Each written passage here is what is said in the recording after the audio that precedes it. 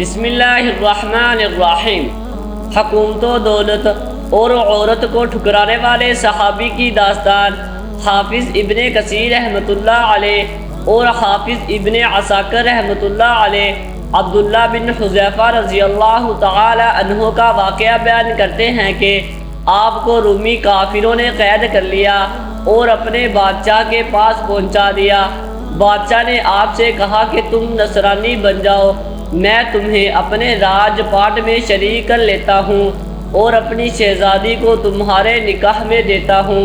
عبداللہ بن حذیفہ رضی اللہ تعالی عنہ نے جواب دیا کہ یہ تو کیا، اگر تو اپنی بادشاہت مجھے دے دے اور تمام عرب کا راج بھی مجھے سونپ دے اور یہ چاہے کہ میں ایک آنکھ جھپکنے کے برابر بھی اپنے دین محمدی صلی اللہ علیہ وسلم سے پھر جاؤں تو یہ بھی ناممکن ہے۔ بادشاہ نے کہا پھر تجھے قتل کر دوں گا۔ حضرت عبداللہ بن حذیفہ رضی اللہ تعالی عنہ نے جواب دیا کہ ہاں یہ تجھے اختیار ہے۔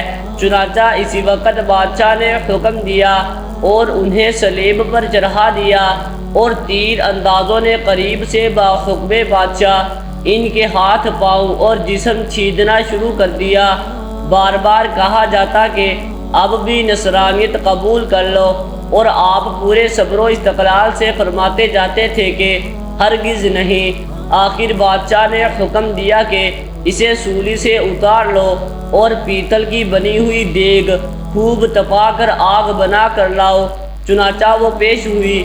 بادشاہ نے ایک اور مسلمان قیدی کی بابت حکم دیا کہ اسے اس میں ڈال دو۔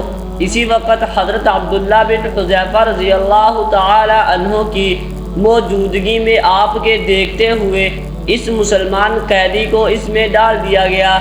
وہ مسکین صحابی اسی وقت چرمر ہو کر رہ گئے، گوشت پوست جل گیا اور ہڈیاں چمکنے لگی۔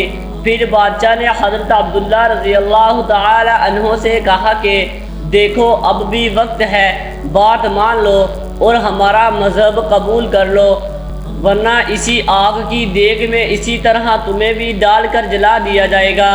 آپ نے پھر بھی اپنے ایمانی جوش سے کام لے کر فرمایا کہ ناممکن ہے کہ میں خدا کے دین کو چھوڑ دوں۔ اسی وقت بادشاہ نے حکم دیا کہ انہیں چرخی پر چڑھا کر اس میں ڈال دو۔ جب یہ اس آگ کی دیگ میں ڈالے جانے کے لیے چرخی پر اٹھائے گئے تو بادشاہ نے دیکھا کہ ان کی آنکھوں میں سے آنسو نکل رہے ہیں۔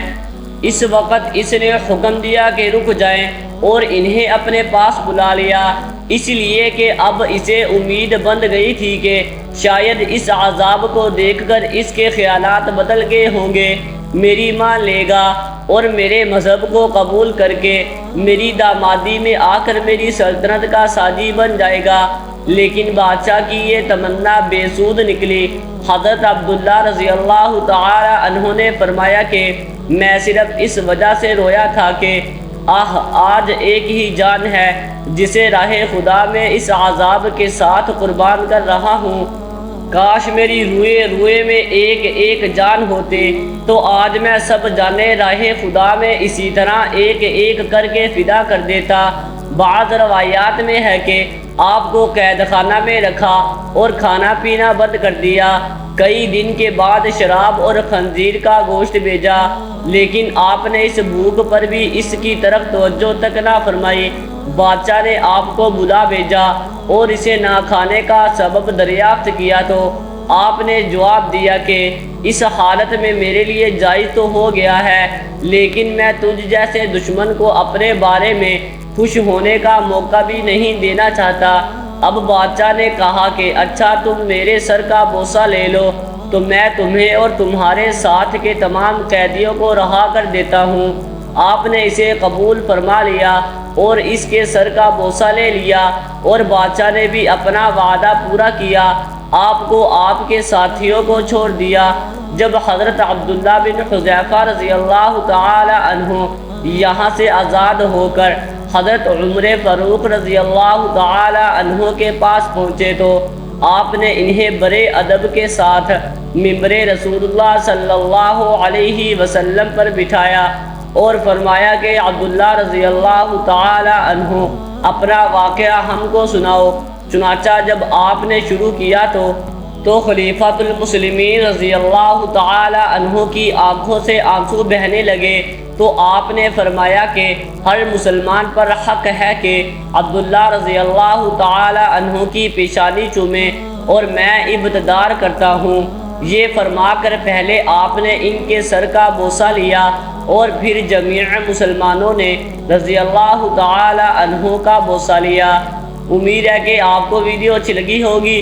ویڈیو اچھی لگی ہے تو ویڈیو کو لائک ضرور کر دیں اور چینل کو بھی سبسکرائب کر دیں تاکہ اس طرح کے انفارمیٹیو ویڈیوز آپ کے پاس بر وقت پہنچتی رہیں۔